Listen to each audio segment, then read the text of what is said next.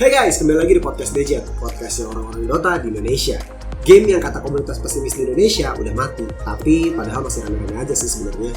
Dan bahkan Indonesia sendiri udah punya wakilnya di dunia internasional di 2 tahun terakhir, baik tim maupun organisasi. Daripada lama-lama dengerin intro, mendingan kita langsung ketemu aja sama bintang tamu kita di episode kali ini.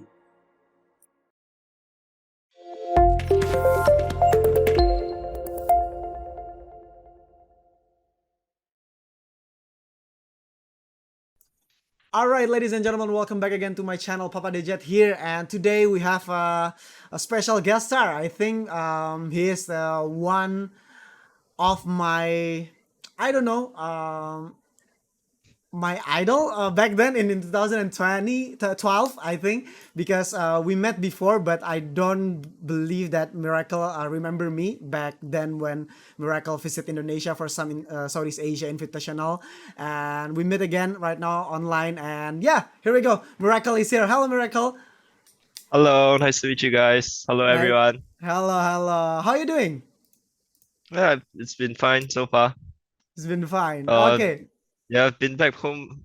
I managed to come back home after a long time, so had a good rest, and there were a lot of things happening. So now it's like Okay. very relaxing. Yeah, it's all good. Yeah, everyone will be always relaxed when they back at home because yeah, like all the hard work need to find a break and then back to home is the most comfortable things that you can get, except doing some vacation maybe. So yeah, before Yeah. we start, I think Miracle, I don't know, maybe someone outside this Zoom meeting still don't know who you are. Can you introduce yourself about yourself a little bit, about your name or maybe your nickname? What team do you play with right now, and maybe what time or maybe what years you start your Dota 2 professional career, please?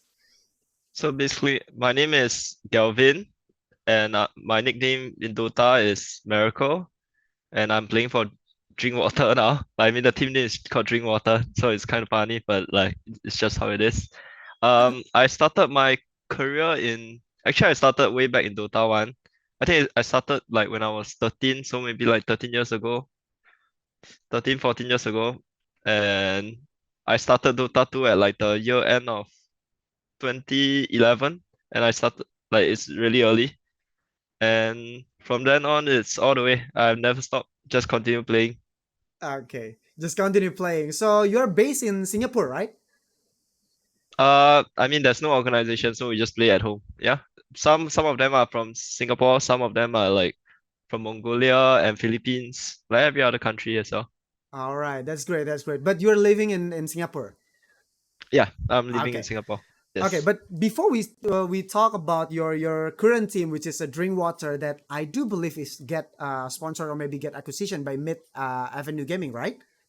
Yeah, correct. Okay, so let's start with your starting career first. Looking at the Wikipedia right now, you've been starting your career in Dota 2, starting in the 2012 with the first departure, and then jumping around multiple organization and also team with Rising Stars, Titan, Side Gaming, and then back again to the first departure. Can you tell us a bit story about that? I mean, is the first departure is like a home for you that after all the journey jumping around with the multiple teams and then you back again to the first departure back then, please. Actually, before first departure, there were like some teams that I also played with. It's mostly like just stacks of friends playing together. First is basically the team first departure was just a stack of friends. It's not like it's not an organization or anything like that. It's just a group of friends playing together. So before first departure, I think I was in Flash, Team Flash. It was like a Singapore-based organization at that time. That was like 2012, and when like Dota 2 just started popping up in Singapore.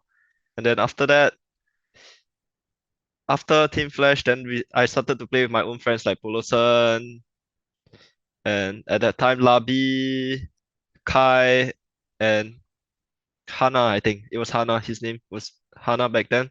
So basically, we were like a bunch of really close friends that were together since Dota 1 days, and basically like we just transitioned over to Dota 2 and just kept playing and playing and playing. Like there was like Horn, but I didn't play Horn. I just skipped from Dota 1 to Dota 2 straight. And most of my friends all played Dota 1 as well. I never went to Horn. Ah, okay. You never try Hon.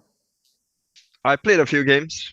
I mean, it was at the time when I didn't really know how to change hotkeys because I was like 15 years old, and then I was like playing SF at I think the Soul Stealer or something, So Steeler, and then correct.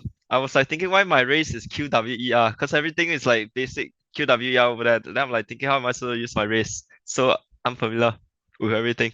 Oh, okay, okay. That's a quite good story. And yeah, my next question is will be around your decision to play. I don't know. Maybe this is your first non Singaporean stack, or maybe Singaporean organization because you've been playing so comfortable with the Singaporean organization, or maybe your stack. Well, in the last 5 years, starting in the 2012, based on Wikipedia, and then you choose to sign with Mineski. Is it just because there's a better offer from Mineski, or what your main reason is? There you looking for a new challenge, or you just wanted to go out from Singapore, or something else? Oh, that was Mineski was immediately after I left army, right? Like after I completed my conscription, Oh basically my yeah. army after 2 years. That was like when I was 20. So at that time, I had I think I had two offers in which I could have chose whether I wanted to play mid or I wanted to play carry. But Okay. because I was like at that time, I'm more used to playing carry, so I went to Mineski instead. Okay. Because the other option was like playing mid, but that was like I think it was for yeah, correct. It was for faceless. Because I asked me whether I wanted to play at that time, at the same time. Ah. Okay. So there's an opportunity to play with Ice with the Team Faceless back then.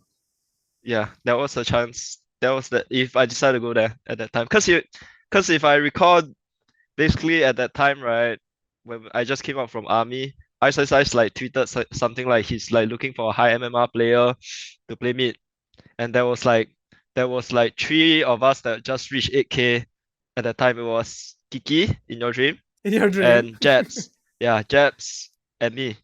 The three of us got 8K at the time, so we were like rank 1 to 3. So we were like eventually I think Kiki went to I I think he tried out for Fnatic or something like that, Fanatic. right? At that Mhm. point, yeah. And because I didn't go to because at the time I still knew Ice, so but because I didn't go to Faceless, then the Jebs went to Faceless instead and played mid. Yeah, that Ah, was what happened. okay. So I went to So Mineski. okay, okay, okay. So that's why that's the reason you choose Mineski over Faceless back then, yeah. Yeah. Okay, so after Mineski, how about Fnatic? For almost 1 year playing with Mineski, you choose to leave Mineski and then join Fnatic. My question is, because I'm looking at your record right here, you just playing for. I'm sorry to say this, but on the Wikipedia it said that you almost I less played than only one for one month. month. Yeah, less Yeah. than 1 month to play with Fnatic and end up being a substitute for the rest of the competitive scenes. And what is happening between you and also Fnatic? Is there something that you can share to us to become a story here? So basically, like after Mineski, and then like I played in Mineski for so long, and like Mm-hmm. most of our tournaments, we are like very close to qualifying to majors or TI because we are like I think there were like three tournaments. Two of them was I think like one of it was the Boston major or something.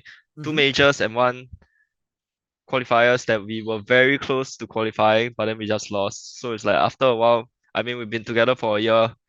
It was kind of like a burnout kind of thing. So after that, Fnatic, so during the time was after Mineski, I decided to like go overseas to like have a vacation for like 2 weeks, and then halfway into the vacation, Fnatic asked if I wanted to join them, like to play as carry. Like the lineup was already like told it was like QO, Fabi, and like QO, Fabi, DJ, Yeah. Ohio, right? Yeah, Mm-hmm. it was at that time that was the lineup, and I think I'm like comfortable with everybody in terms of like personality wise, but then in game we are like not very compatible, I guess. Like at that time because QO just came back from like playing TI and everything, so all of us kind of respected what he wanted to do. So we kind Okay. of like have a play style that just fits him at the time. But like I was also a kind of player that at that point in time it was kind of like similar to him because that's how I used to play when I was in first departure. It's not like players that just play around me. But then it was like it's a very different concept when I was in Fnatic, where we have to play around QO and everything like that. So and during that time, I believe getting subbed out was a very right decision because I felt like I played very terribly during my time in Fnatic. And Oh.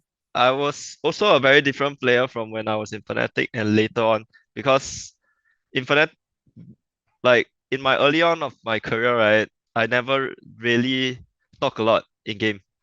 Like I do not Okay. command or anything like that. So I play more like just by instinct. I just go into a game, oh guys, I have BKB, I'll be Mhm, fine.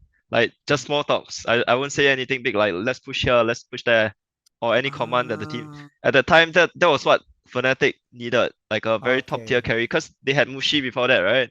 So Mhm. it's like a captain, very vocal kind of player at the time.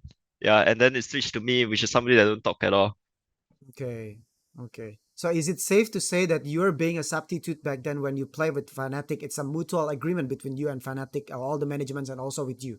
Is it safe to say that? Well, yeah, I mean, to put it in ugly words, it's just called getting kicked. Okay, there's nothing to hide. It's just called getting kicked. That's Oh, yeah. okay, okay.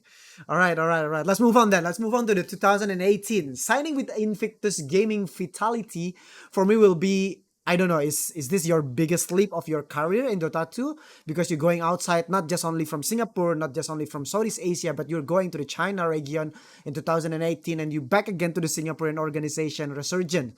Again, your time to share here. So basically, I was in that IG Vitality was the second time I went to China. The first time was Rising Star. Ah, the That Rising was Star. that was when I was Okay. 16 years old. That was the first time I went to China. Okay, I thought it was a Singaporean. I'm sorry. I'm sorry. No, Okay. that was like the lineup with Tuta- I think King J and everybody, like Oh all yeah, the King veterans at that time. J. Okay, okay, okay. Yeah, that Please was very continue. long ago.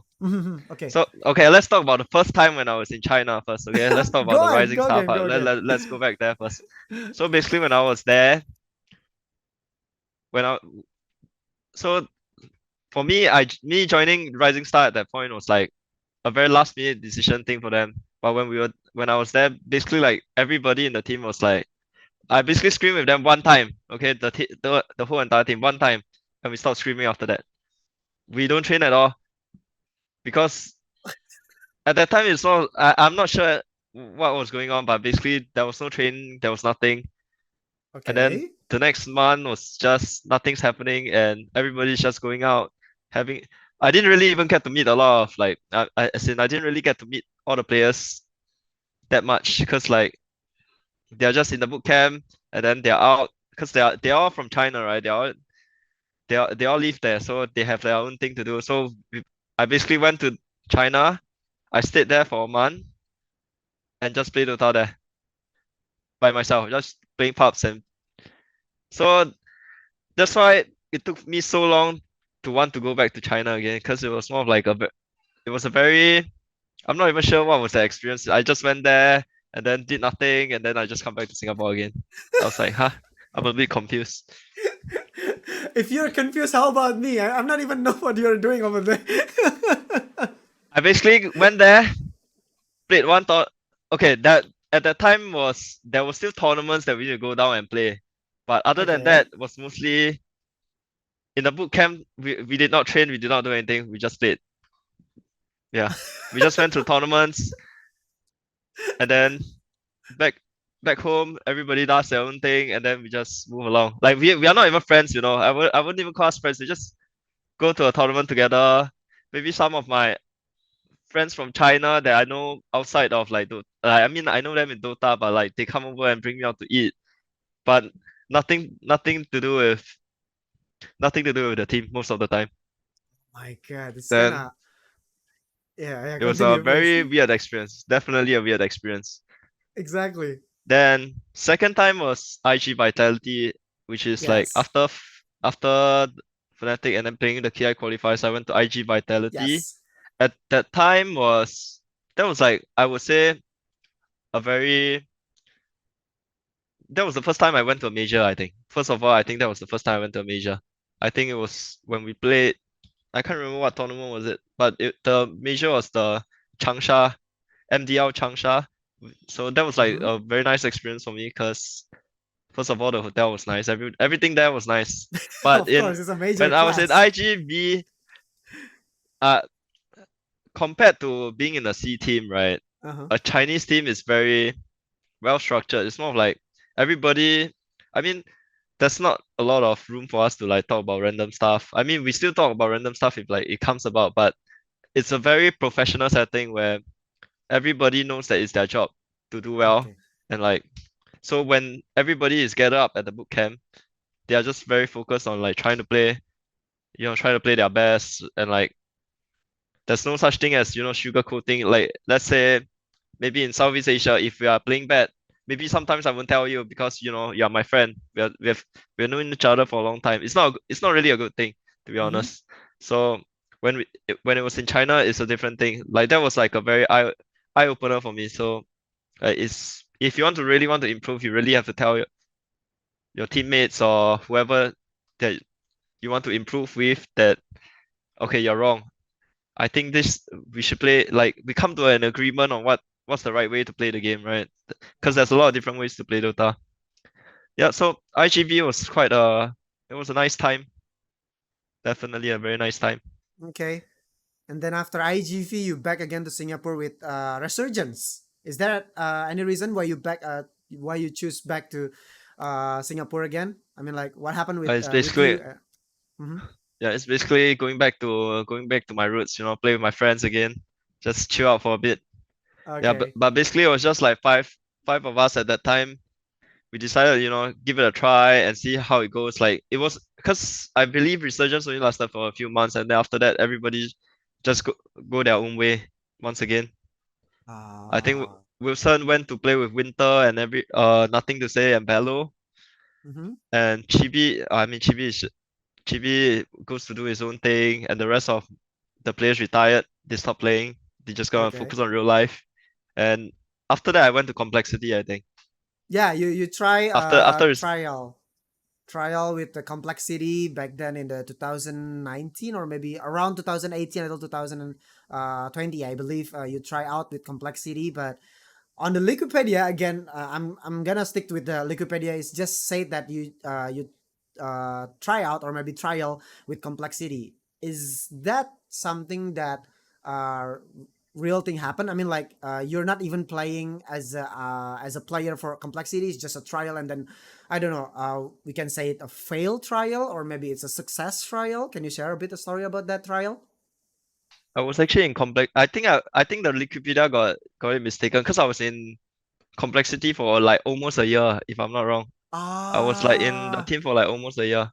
okay, okay, okay, okay, okay. Basically, after I think for in terms of the organization wise, I think out of all the teams that I played in, the best organization I've had the my personal experience would be complexity. Like I get to meet a lot of people, I get to go a lot of events and like the support from the management, there's the management, like everything that they provided at that point in time, it was amazing. Like it was like the best organization that anyone could have gotten.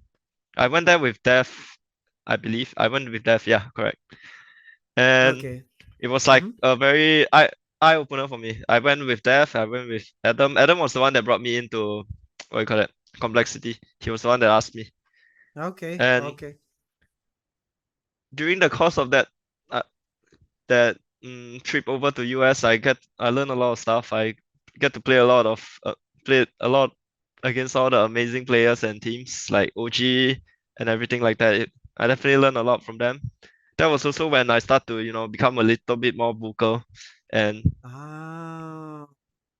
open-minded Okay. about like because in during that time like the difference between the American scene and the China scene at the time. I mean, like the players mentality wise, right? It's more of like in China, everything is structured, so they don't want to have like this, weird gameplay. that has no consistency to be in what like in their system. But in the way of like the Europe and the American play style, right? The North American play style. I'm not sure about like South American, but like North American and the Europe play style, it's more of like they're very open-minded. So they start to think a lot.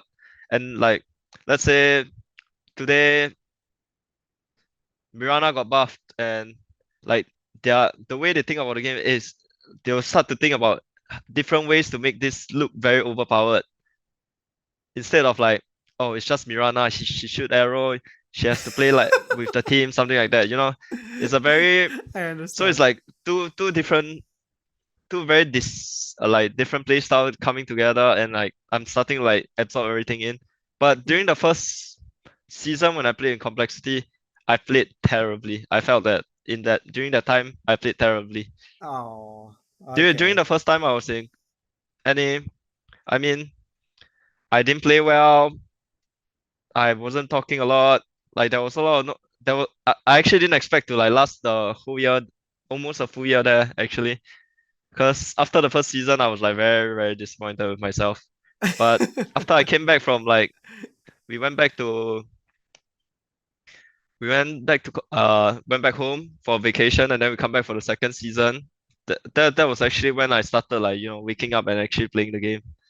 It was actually Ah, and I get okay. that was the that was also a time where we qualified for my second major. I think the Disneyland major.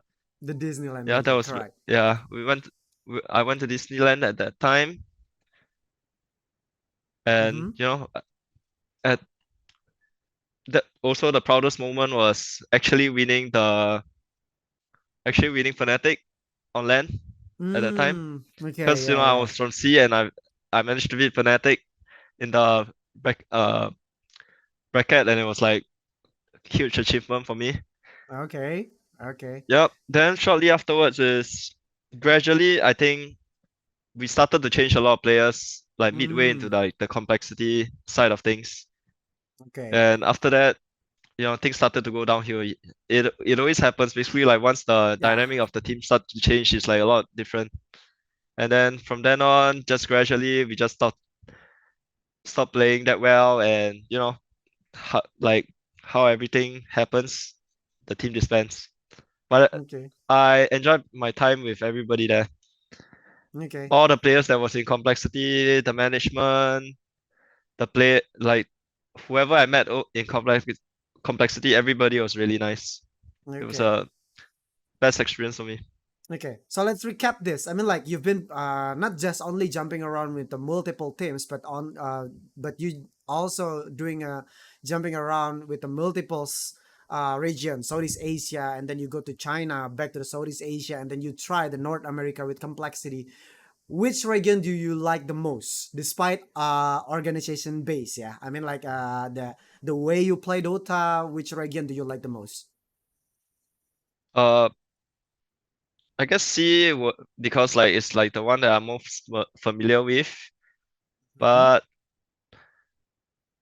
like we are just talking about playstyle wise, right? If it's Yes, correct. playstyle wise, Playstyle it's definitely wise. C. Yeah, it's definitely Okay. Southeast Asia. Yeah. Okay. Okay. So that's why you back again with the Nigma Galaxy Southeast Asia. Then you play on the Southeast Asia again, right? So this is the topic that I want to talk a bit more serious with you, Miracle. Things that happens in NGX Southeast Asia. You've You been mean back CEO? yeah, NGXC. No. I mean, like, it's not gonna be spoiling something or maybe spilling the tea or no. It's not something like that. I mean, just I Yeah, wanna that's talk fine. about the skin of what is happening within you and also NGX Southeast Asia. You've been back and forth from the second division to the first division, and then the last season you guys drop again to the first division, and then you guys choose to disband. What is really happening? Because on our perspective as a viewer, as a enjoyer of the game that don't know anything about the things that happens inside the team or maybe inside the organization, it looks like you guys are like a couples that doesn't want to continue to play together or maybe continue the relationship, but you have to. I think can you share a bit a story about what is happening on the last season between all the players or maybe on only from your perspective with NGX Southeast Asia? Also, we are just the last season of like Nigma Yes, just Galaxy only SEA. the yes. Okay. So basically, how we started off the season was that at the beginning, before the season actually began, right? We wanted to play with like we just wanted to play as the five of us. Like there was no there, it was like me, Jocam in Mm-hmm. your dream, Alacrity, who else was Boombell, right? Yeah, that was Bumbao, our yes. official five. Yeah, that Mm-hmm. was our official five. And at the beginning was like it was we were still doing okay, like in scrims and everything like that. Everything was doing fine. And then basically there was like I think in one of the tournaments, I think it was like the BTS Pro Series or something like that. So basically we lost like our series to Boom. Like at that time the Yopach, Yopach Mm-hmm. Jackie. Yeah, I think it was Yopach and Jackie, that Boom. So we basically lost to them, which to in our at that point in time, because we are also a newly formed team, so like it was not something that we like take it to heart very seriously. Mm-hmm. Like I mean, a loss is a loss, but something we need to learn. So basically, this was like before the season actually begins, and we had a talk with like the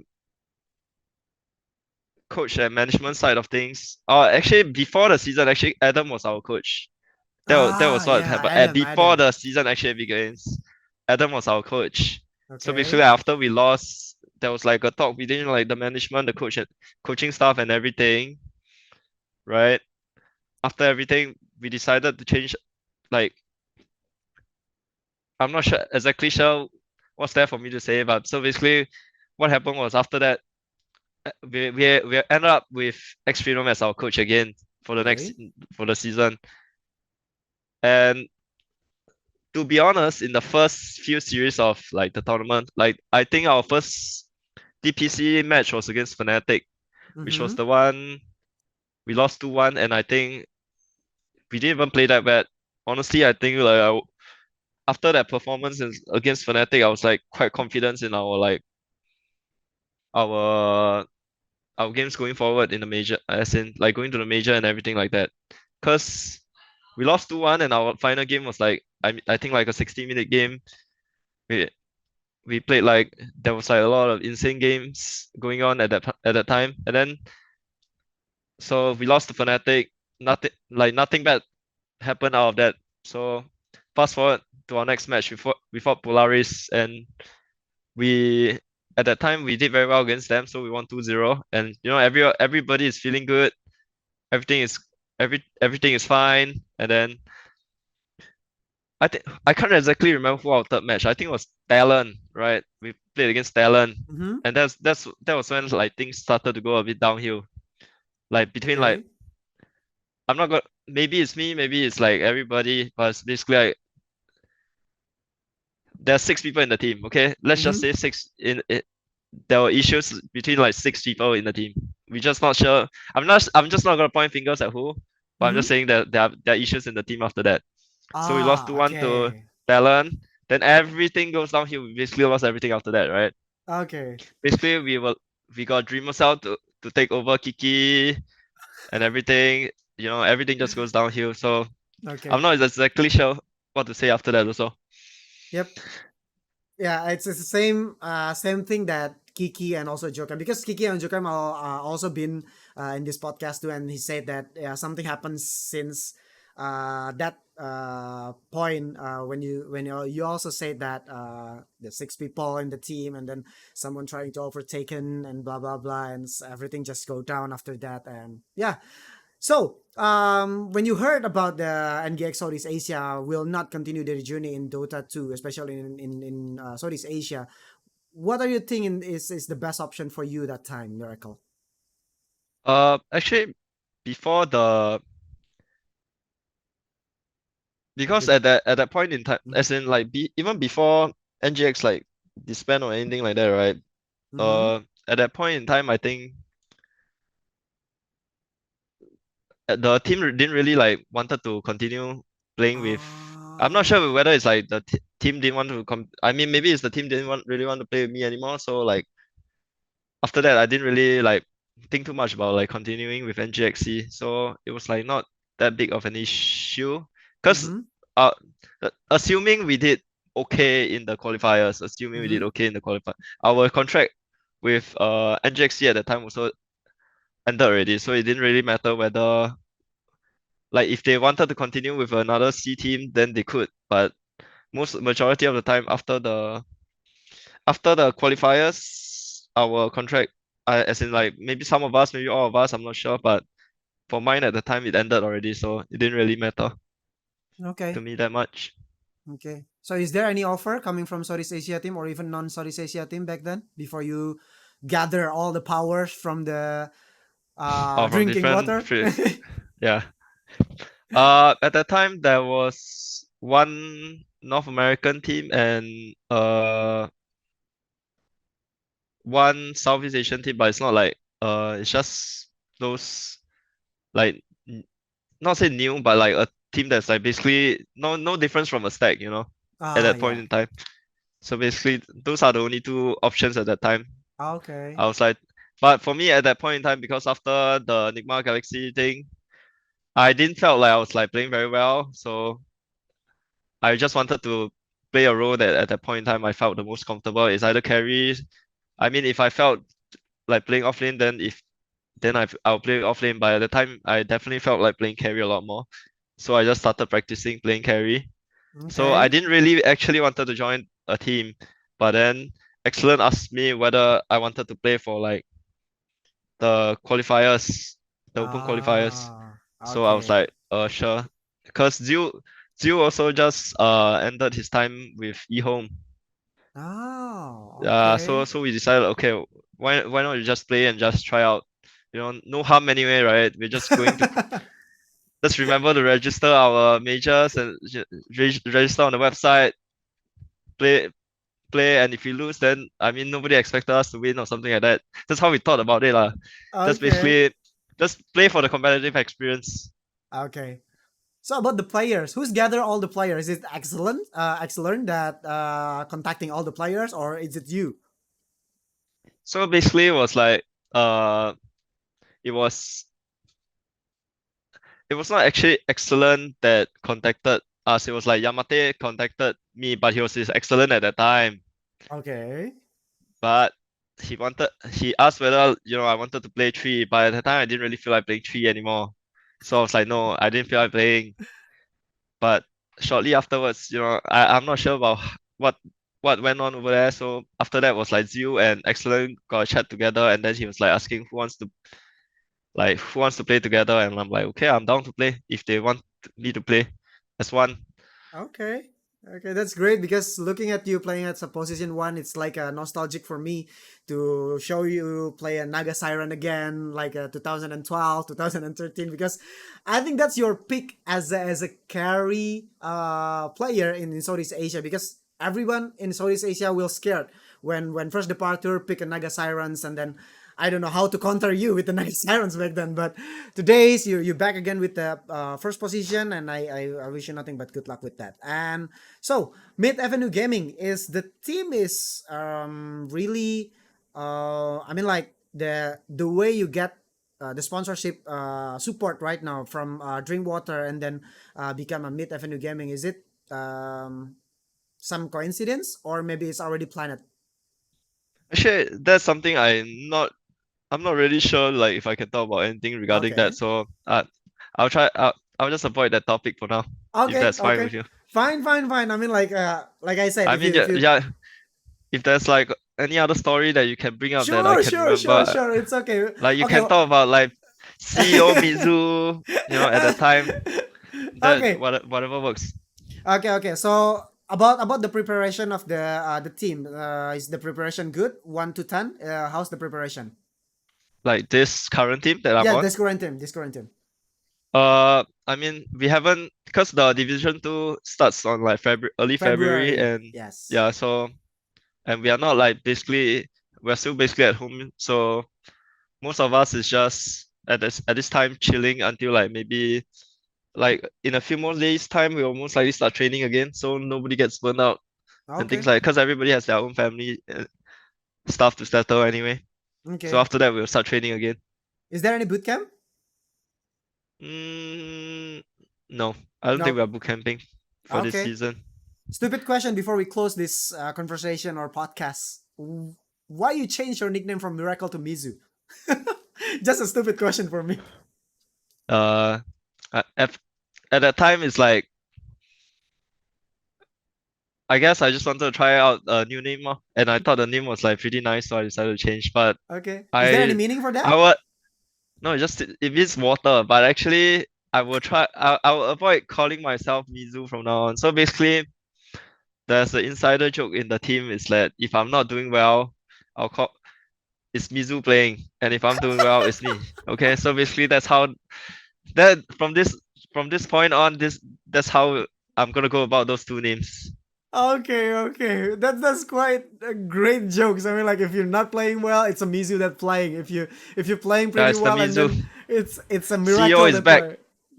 Yeah, CEO is back See, so is if back. I'm not doing well. Okay, okay, okay. So last but not least, any word for all Miracle supporter out there to support you? Do you want to say something with to them in this podcast, Miracle? Uh, if there are still a lot of supporters out there, then thank you for continuing to watch me play after so long. Like the journey has been like really long since like 10, 11 years for Dota 2. Mm-hmm. So hopefully I've got a lot more to show in the next, DPC season, whatever season there is. Who knows? Okay. Maybe I'll start doing well again. Amen. Amen.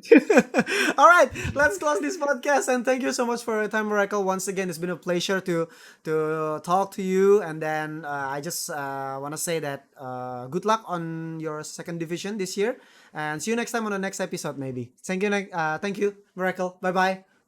Thank you. Bye bye. See you next time. Thank you. See you